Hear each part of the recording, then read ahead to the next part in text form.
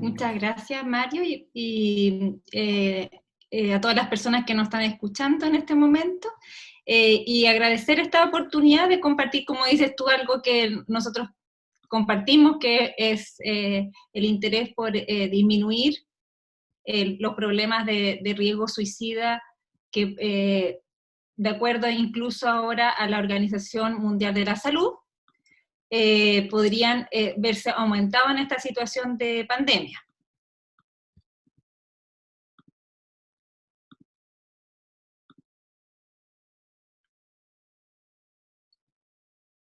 ¿Se está viendo? Ah, tengo que ponerlo. Ya. Entonces, lo que yo les voy a presentar tiene que ver con una escala, que es la escala de Columbia en su abreviatura, pero en inglés se llama Columbia Suicide Severity Rating Scale. Es como escala de evaluación de la severidad suicida, de riesgo suicida de Columbia. Esta escala fue desarrollada en el contexto de un esfuerzo nacional en Estados Unidos para poder identificar mejor a personas en riesgo suicida.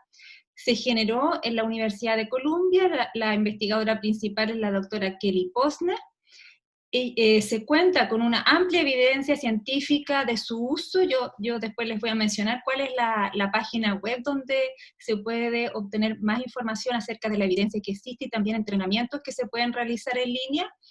Y se puede utilizar por medios digital y por teléfono. Ellos agregaron, de hecho, ahora una información en relación a su uso también por teléfono. Y en Chile es una escala que tiene una versión que está aprobada por la autora para su uso, que además está recomendada por el Ministerio de Salud para su uso en contextos educacionales y también de salud. Ahí ustedes pueden ver el documento Recomendaciones para establecimientos educacionales, donde se incluye esta escala. Y uno de nuestros investigadores, Daniel Núñez, llevó a cabo una investigación que está publicada con el uso de esta escala también como de autorreporte en adolescentes. Lo que viene a aportar esta escala es simplificar los conceptos, lo que hace también que mejore la comunicación entre los distintos proveedores de salud y también entre personal, por ejemplo, de educación y de salud. Incluso en nuestro Plan Nacional de Prevención del Suicidio hay algunos conceptos que hoy en día ya no se están utilizando, como por ejemplo gesto suicida, o también hay otros conceptos como parasuicidio que tampoco ya se utilizan. Y aumenta la capacidad de predecir el riesgo, refleja también cambios a través del tiempo. Esta escala uno la puede aplicar, por ejemplo, en cada control y ver cómo se ha comportado a través del tratamiento. El riesgo suicida reduce la carga del sistema médico y reduce las intervenciones innecesarias. Son muy importantes porque también uno piensa que al empezar a evaluar más, tal vez vamos a empezar a detectar muchos casos, y en este caso los que detectamos en realidad son casos que realmente van a requerir intervención, y no requiere un entrenamiento previo en salud mental. También eso es importante, no es una escala que esté hecha para que la apliquen solamente profesionales de la salud mental, sino que todas las personas. Y ahí en la página web de la iniciativa, ellos tienen, es la misma versión, pero como con distintas carátulas para que sea aplicada por padres, por profesores, por entrenadores deportivos, por distintas personas. Incluso los videos de entrenamiento aparece como un policía hace esta entrevista. Esta es una escala que es estructurada, que tiene preguntas detalladas, y hay una versión completa que tiene entre 6 y 16 preguntas, y una versión de pesquisa que tiene de 3 a 6 preguntas. Ya vamos a ver por qué dice de 3 a 6 preguntas, porque tiene un sistema de salto, en el sentido de que si es que a una respuesta, o sea, a una pregunta la respuesta es no, entonces se saltan algunas preguntas. No son necesarias de hacer todas las preguntas, pero siempre hay un mínimo de 3 en la versión de pesquisa, screening o triage. Y tiene dos subescalas, una en relación a la ideación suicida, que se pregunta en un continuo que va desde los deseos de dormir y no querer despertar, hasta una ideación suicida con planificación, en la cual hay un método, hay un lugar, hay dónde lo voy a realizar y cuándo lo voy a realizar, y la conducta suicida. Y en la conducta suicida tenemos estos conceptos que, como les explicaba, son mucho más simples que los que antes se han mencionado, y algunos de los conceptos, de hecho, que se han utilizado antes tienen estigma de por medio. Entonces estos son conceptos mucho más simples y a la vez sin esa carga de estigma. La conducta suicida puede ser intento de suicidio. Cuando hablamos de un intento de suicidio real, estamos hablando de una persona, por ejemplo, que tomó unas pastillas con intención suicida, un intento de suicidio interrumpido, cuando esa misma persona iba a tomar las pastillas, pero llega otra persona e interrumpe esta acción, y un intento de suicidio abortado, cuando esa misma persona las iba a tomar y por alguna razón decide no hacerlo porque se acuerda, por ejemplo, de su sobrino y decide no hacerlo. Entonces, es importante que todos estos casos se califican como intentos de suicidio, y las conductas preparatorias pueden ser, por ejemplo, mensajes de despedida. Hoy en día, muy frecuentemente, en el caso de adolescentes y jóvenes, a través de las redes sociales. También puede ser entregar ciertos regalos como verdaderos testamentos. Entonces, estas conductas preparatorias también se consideran como parte del espectro de las conductas suicidas. Y en el caso de ideación, está en el terreno de los pensamientos, y ahí vamos a ver cómo también se va calificando de menor a mayor gravedad. Y es importante distinguir lo que es un intento de suicidio versus las conductas autolesivas no suicidas. En el caso de un intento de suicidio, es un acto que es potencialmente autolesivo y en el cual hay al menos alguna intención de morir. Y aquí es importante destacar en esta definición que es potencialmente autolesivo. Eso quiere decir que si una persona, por ejemplo, quería dispararse y por alguna razón esa pistola no funcionó, igualmente se considera un intento de suicidio. Y también el otro importante es alguna intención de morir. Si una persona dice que tenía alguna intención de morir, puede ser un mínimo porcentaje, puede ser un 2%, igual se considera una intención suicida. También se puede inferir la intención suicida ante actos potencialmente extremadamente letales. O sea, alguien que, por ejemplo, se lanza de altura, intenta dispararse y no resulta, aunque esa persona diga, no era mi intención suicidarme, tenemos que inferir que esa persona sabe que eso es potencialmente letal y por lo tanto considerarlo igualmente un intento suicida. Salvo, obviamente, que haya otras razones por las cuales haya ocurrido esa situación, la mayor parte de las veces sí debiera considerarse un intento de suicidio. Y distinguir entonces de estas conductas que la persona dice que no tenía intención suicida, y que generalmente las personas dicen que sus razones para estas autoagresiones, que pueden ser cortes, quemaduras, golpes, etcétera, puede ser un sistema de regulación emocional, que las personas dicen desplazar un dolor psicológico hacia un dolor físico. Puede ser también personas que están en una situación de mayor vulnerabilidad y frente a reacciones emocionales tienen estas conductas, pero que no tienen una intención suicida.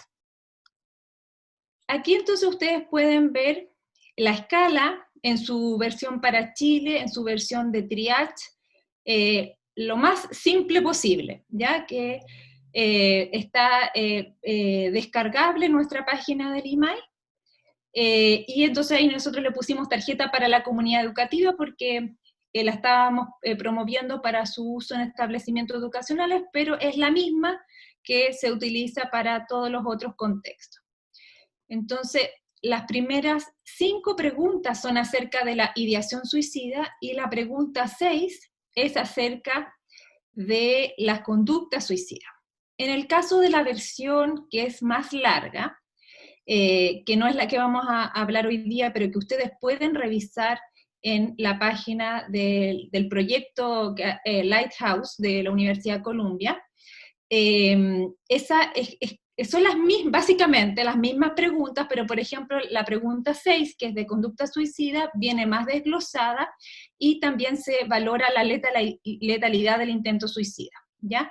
Y en el caso de la ideación suicida también son las mismas preguntas, pero también se valora la intensidad y la frecuencia de la ideación suicida, y también hay escalas en las cuales se pregunta acerca de toda la vida, acerca del momento en que tuvo la ideación suicida más alta, que se explora más en profundidad y que serviría para una evaluación ya por un profesional de salud mental. También desde la última sesión que tuvimos, existen ese tipo de versiones para hacer un seguimiento. Pero la que vamos a aprender ahora es la que, tal como todos debiéramos aprender a hacer una resucitación cardiopulmonar, porque eventualmente nos podría tocar salvar la vida de una persona que está sufriendo un infarto, entonces también nosotros todos debiéramos aprender a utilizar esta escala para poder evaluar a una persona que pudiera estar en un riesgo suicida y poder salvar entonces esa vida. Y no solamente personas que son más alejadas del ámbito de la salud, como pudiera ser profesores en los colegios, les cuesta mucho hacer estas preguntas de suicidio, o a los padres, o a los mismos padres también hacer estas preguntas, sino que también al personal de salud le cuesta hacer estas preguntas, muchas veces en trabajos que son más interdisciplinarios y en los que se cuenta con profesionales de salud mental.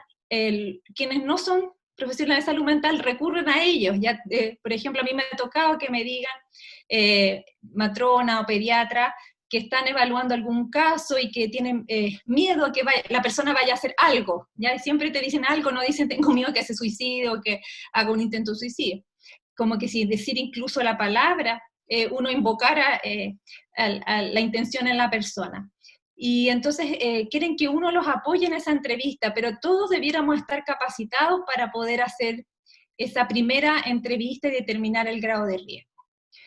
Entonces aquí dice bien claramente que siempre las preguntas 1 y 2 se formulan, y en este caso la versión de triage preguntamos acerca del último mes por las preguntas de ideación suicida. La primera pregunta es: ¿has deseado estar muerto o muerta o poder dormir y no despertar? Si la respuesta es sí, afirmativa, entonces el riesgo es un riesgo amarillo.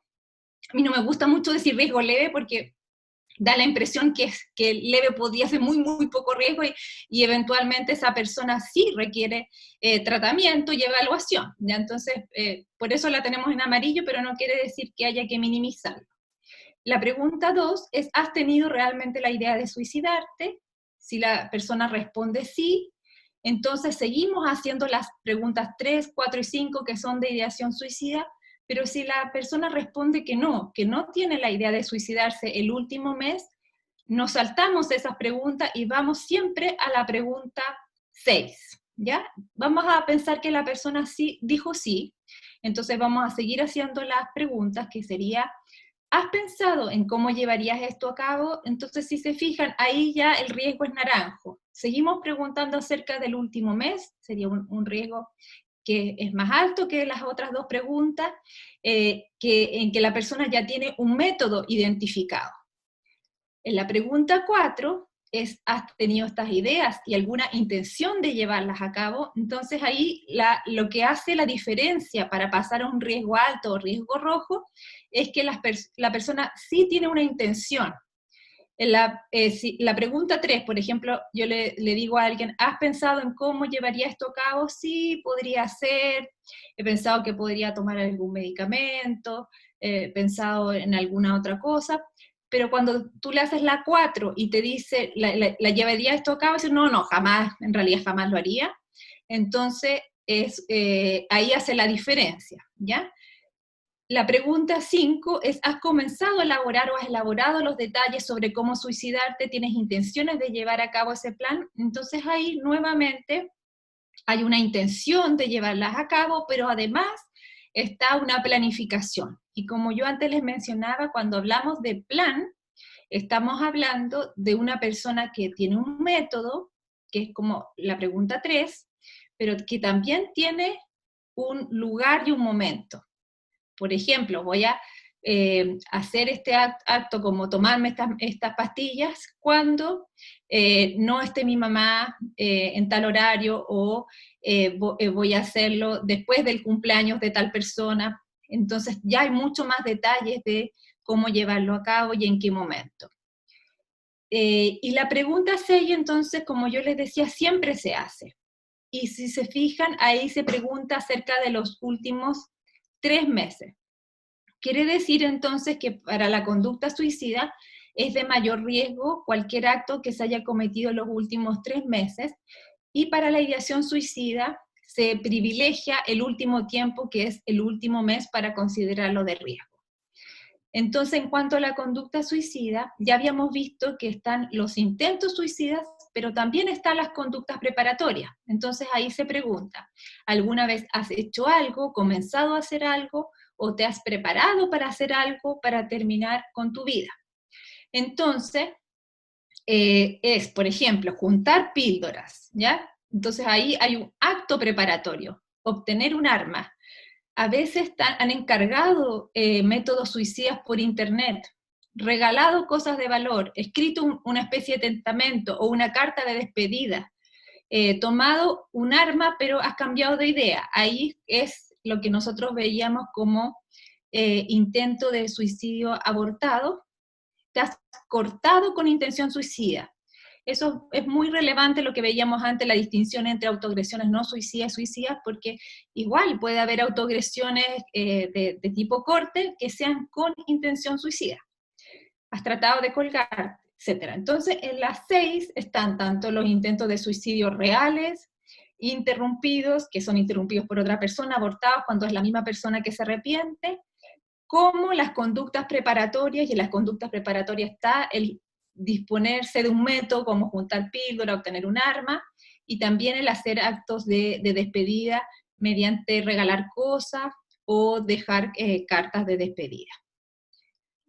Esta escala, yo antes de situación de pandemia, ya la había compartido, habíamos hecho entrenamiento a líneas de ayuda. Ya entonces dentro de ella está la línea, la fundación Todo Mejora, que tiene un chat, y ellos entonces estuvimos conversando, porque ellos tienen la experiencia en el chat y yo la experiencia en la escala, cómo podría hacerse para ser aplicada con chat, y llegamos a la conclusión de que ellos ya estaban haciendo preguntas similares y que esto los ordenaba. Ya lo importante aquí es no hacer, como en el chat uno no tiene ese feeling con la persona, esa mirada que te puede estar dando. A lo mejor si la persona, yo la estoy haciendo esto presencialmente o incluso por video llamada, la persona se pone a llorar o me pone alguna cara que me da la impresión de que está preocupado, molesto por estas preguntas que le estoy haciendo. Entonces voy a hacer atención a esos gestos no verbales. En el chat eso es más complejo, pero los jóvenes y los voluntarios del Todo Mejora están muy acostumbrados al manejo mediante el chat, y entonces perfectamente eran capaces de poder ir haciendo estas preguntas con una introducción, ya diciendo, te voy a hacer algunas preguntas para poder evaluar cómo te estás sintiendo, y en el caso de que alguna pregunta te incomode, dime eso nomás, ¿ya? O sea, darle la oportunidad a la persona que pueda también dar su opinión en relación a ser evaluado o evaluada. ¿Ya? Siempre cuando uno les presenta el propósito, es esto tomado de una distinta manera que si uno llega y le hace miles de cuestionarios a una persona y nunca sabes para qué estás respondiendo o por qué le estás haciendo esas preguntas. Mediante el teléfono, esto se está aplicando en el Fono Salud Responde, que es el fono que tiene el Ministerio de Salud, y que es atendido por psicólogos en el caso de salud mental, y entonces también existe una buena respuesta a través del teléfono, y hay otras líneas de ayuda que nosotros también habíamos hecho capacitación, que funcionan también mediante distintos sistemas, como la línea libre de la Fundación para la Confianza y los psicólogos voluntarios, y entonces también ellos veían una aplicabilidad mediante estos medios que pueden ser diferentes al cara a cara, y con mayor razón se puede hacer mediante la telemedicina y la telepsiquiatría. También es importante aquí que las preguntas que estamos haciendo apuntan a evaluar este riesgo, pero si la persona de una vez antes que tú le hagas estas preguntas te dice, me tomé 50 pastillas porque me quería morir, es como que tú mismo puedes responder el cuestionario por la persona, o sea, no, yo aquí, bueno, no sé si hay periodistas escuchándonos, pero a mí me pasa que a veces me están haciendo, los no muy buenos periodistas obviamente, una pregunta que tú ya respondiste, pero ellos solamente porque tienen una pauta y la tenían en las 6, entonces te vuelven a hacer una misma pregunta. Eso es lo que no tenemos que hacer nosotros tenemos que estar atentos a los que ya nos respondieron y aprovechar lo que ya nos respondió. Entonces, si alguien te dice, me tomé 50 pastillas, ahí ya nos respondió la pregunta 6, ¿ya? En los últimos 3 meses has hecho algo, has comenzado a hacer algo, te has preparado para hacer algo para terminar con tu vida, ya tiene un riesgo alto, o sea, no necesitamos evaluar esta escala. Y también integrar distintos recursos de información.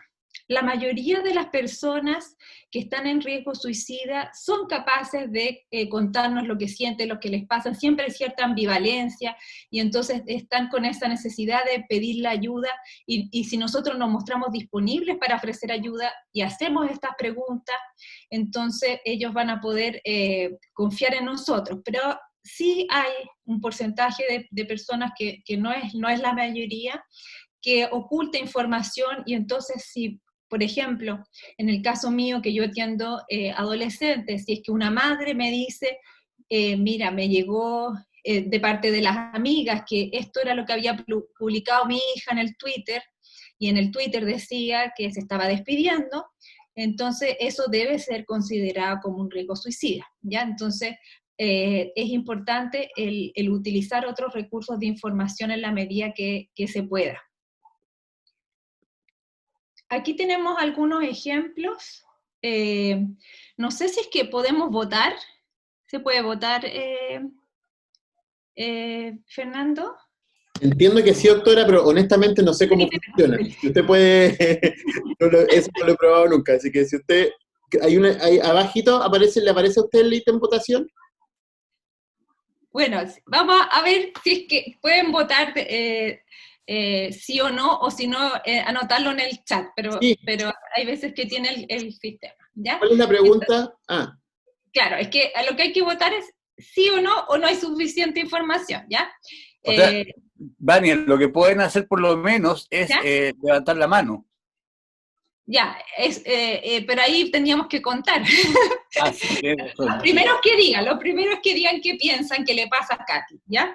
Katy quería escapar de la casa de su madre, averiguó en internet dosis letales de ibuprofeno, luego tomó 6 píldoras y dijo que estaba segura de que esto no era suficiente para matarla. Ella dijo que no quería morir, quería escapar de la casa de su madre. La llevaron a la sala de emergencia donde le hicieron un lavado gástrico y la admitieron en la sala de psiquiatría. ¿Fue esto un intento de suicidio? Ahí cree la votación, ahí cree la votación, está votando la gente. Ahí sí. ¡Ah, qué bien! ¿Se puede votar? ¡Qué bueno! Está maravillosa. Está bien la tecnología. Deja votar. Ya, lo malo es que no hay suficiente información, pero bueno, en este caso hay suficiente información, así que está bastante peleado lo que están pensando. Sí, mire, está pero... Uy. Está bastante peleado, ya. Mario, ¿tú votaste? Y no sé, es que yo veo los resultados de la votación, pero no veo cómo votar yo. Ya, pero... El doctor está rayando la diapo, sí. Ya, vamos a finalizar la votación. ¿Cómo aquí, ya, ganó el sí, pero ganó muy poquito, ¿ah? Sí. Ya, y me rayaron más encima. Hicieron un graffiti. Fui yo. Bueno, nos sirvió para despertarnos un poquito también esta hora, y el frío, no sé cómo están por allá, me imagino que igual deben estar helados también por allá, ¿cierto? Ya, entonces, aquí, súper importante que esto, la próxima, 100% estemos de acuerdo en lo que es, ¿ya? En este caso, Katy, aquí dice que no quería morir, ¿ya? Ella sabía que con 6 píldoras no se iba a morir, ¿ya? Entonces, muy importante escuchar lo que nos dice ella, y la respuesta es que no es un intento de suicidio, ¿ya? Y es muy importante porque a ella la admitieron en una sala de psiquiatría con el diagnóstico de intento de suicidio, lo cual significa que finalmente se catalogó algo que no era intento de suicidio como intento de suicidio. ¿Cómo podemos borrar esa rayita? Pasa a la siguiente diapositiva. A ver, es que ya pasé y quedaron las rayitas por eso. Uy. A ver, el doctor Valdivia tendría que... ¿Le aparecen a usted las opciones, doctor, arriba? Donde dice ver opciones, borrar algo. A ver. A lo mejor si dejo de compartir y vuelvo a compartir. Ahí sí, a ver, doctora, prueba. ¿No? Ya.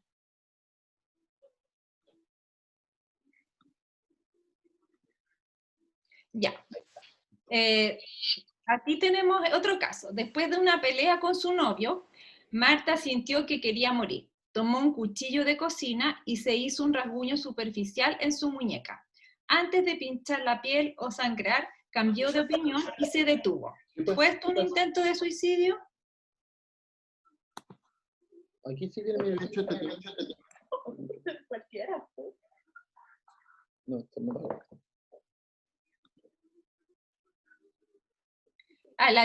La mostré antes de que terminara, antes de votar.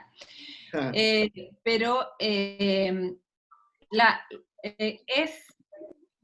respuesta es sí, ¿ya? Entonces aquí, si se fijan, es muy relevante que cuál es la intención que tiene la persona, ¿ya?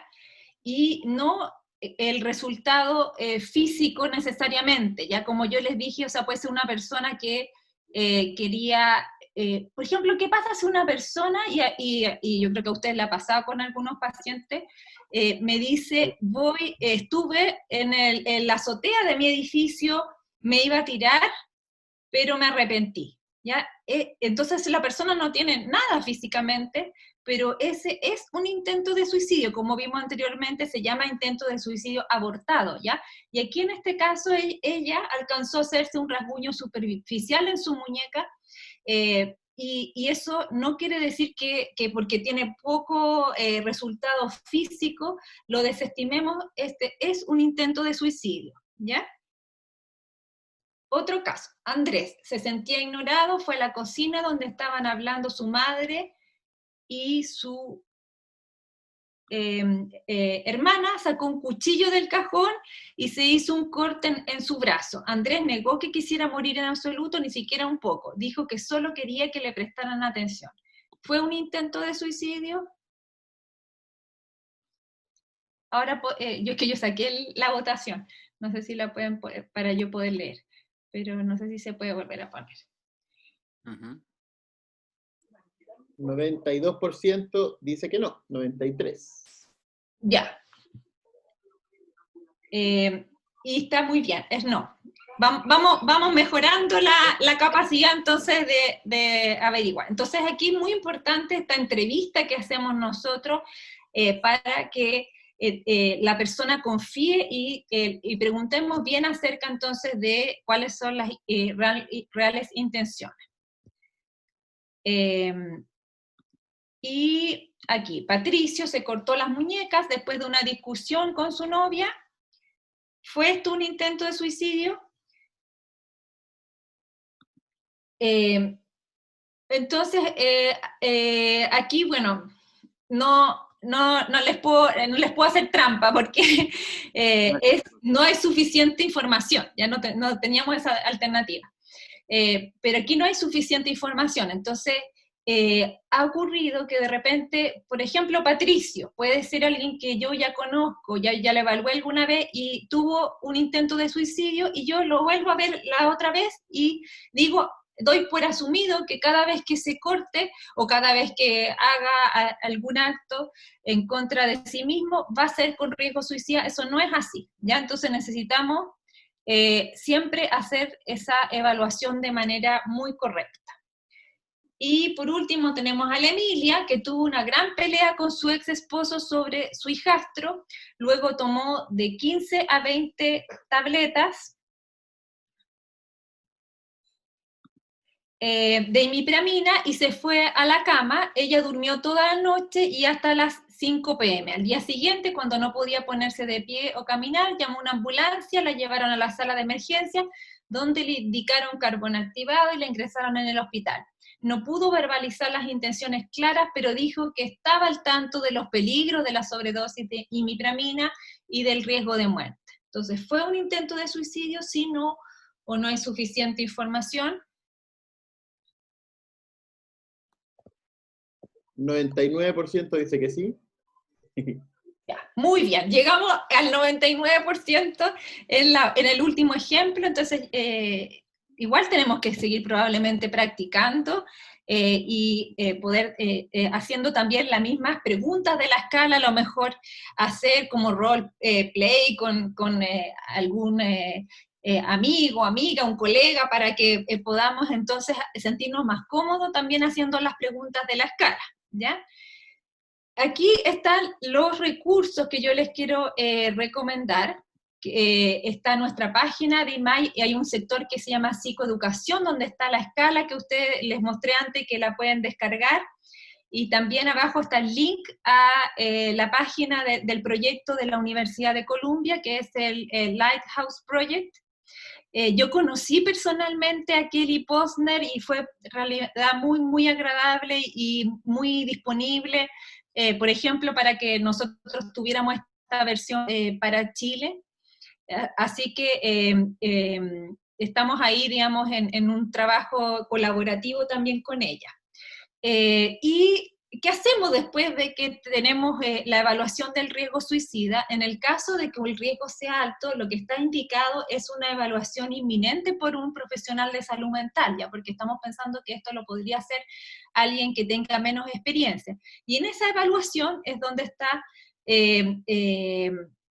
la persona que puede tener mayor posibilidades de hacer esa evaluación, ya podría ser incluso que determinara que tiene que irse a hospitalizar esa persona a la urgencia, ¿ya?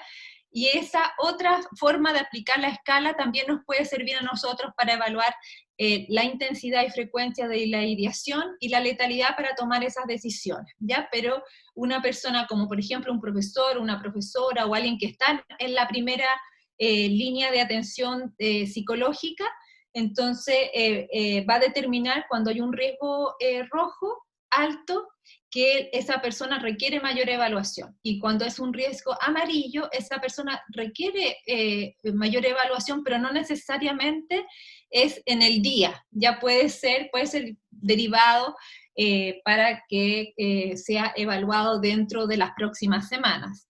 Y el riesgo de naranja está en una situación intermedia. Eso también está explicado cómo sería en un establecimiento educacional en ese documento que les mostré del Ministerio de Salud, ya cómo sería el flujograma propuesta para el Ministerio, o sea, para el Ministerio de Educación, de Salud, perdón, pero para que lo puedan utilizar en los establecimientos educacionales. Aquí están estos recursos que también son importantes, como las redes de apoyo, cómo ellos pueden reconocer sus redes de apoyo y en quién podrían confiar para solicitar más ayuda, y el plan de seguridad. El plan de seguridad se trabaja entonces en conjunto con un terapeuta, en el caso de riesgo suicida, y se identifican esos elementos que están ahí, mis señales de alerta. Ya, por ejemplo, la persona puede decir, cada vez que empiezo a ver este tipo de película, es porque estoy pensando en el suicidio, cada vez que me siento de esta manera, ¿ya? Entonces, esas serían las señales de alerta. Mis razones para vivir, haciendo mi entorno seguro, por ejemplo, eliminando ciertos elementos que podrían ser para hacerse daño, potencialmente para hacerse daño, las cosas que puedo hacer para calmarme, las personas que puedo contactar, y ahí por eso es útil haber trabajado antes las redes de apoyo, los lugares que puedo visitar, que es algo que no podríamos incluir ahora en el plan de seguridad, y el apoyo profesional, ahí se puede incluir datos de contacto.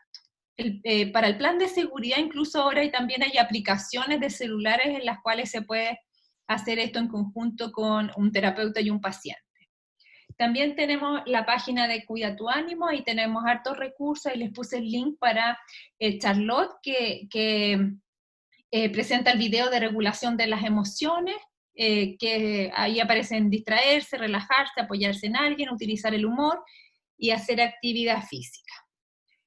Los mensajes claves entonces son que la prevención del suicidio es una tarea de todos, no es solamente de la gente que trabajamos en salud mental, que todos podemos entrenarnos en el uso de la escala de Columbia. Como ustedes ven, la escala de triage es muy simple y breve, que también es útil mediante medios digitales y el teléfono, y que podemos salvar vidas si hacemos las preguntas y no perdemos las oportunidades para hacerlas. Los invito a seguirnos en nuestras redes sociales de email, y ahí vamos a estar poniendo siempre más información y también estrategias para poder abordar estos temas con los pacientes y quienes lo requieran. Muchas gracias.